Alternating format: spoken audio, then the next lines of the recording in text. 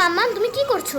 এই তো এই দেখো আজকে কিন্তু সন্ধ্যাবেলায় রান্না বসিয়ে দিয়েছি। এখানে দেখো বড় হাঁড়িতে কিন্তু ভাত বসে গিয়েছে, আর এখানে কিন্তু পাঁচমিশালি ডাল হচ্ছে। আর এদিকে চলে এসো, এখানে কিন্তু আমি মোচা কেটে রেখেছি, এটা দিয়ে বড়া করব আলু এবং পটল দিয়ে। আর এখানে দেখো সঙ্গে আছে কিন্তু পাঁচমিশালি সবজি, আর এখানে কিন্তু কারকোল ভাজা, আর পাঁপড় ভাজাটা কিন্তু পরে করা হবে। আর আমাদের বাড়িতে কিন্তু আজকে 12 জনের মতন গেস্ট আসছে, আর কে কে আসে সেটা কিন্তু তোমাদের সবার সঙ্গে শেয়ার করবো। তো আজকের মতন টাটা।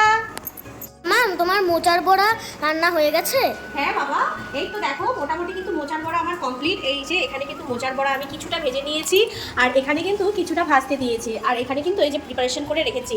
তো অনেকেই বলবে যে আত্মীয় স্বজন আসছে, কেন নিরামিষ খাওয়াচ্ছ? সেটারও কিন্তু একটা কারণ আছে, আর সেটা কিন্তু তোমরা আস্তে আস্তেই জানতে পারবে। আজকে আমার মামা মামি ভাই বোন সবাই কিন্তু আমাদের বাড়িতে আসবে, কেননা ওরা কিন্তু কালকে যাবে সেবকে ঘুরতে, সেখানে পুজো দেওয়ার জন্য।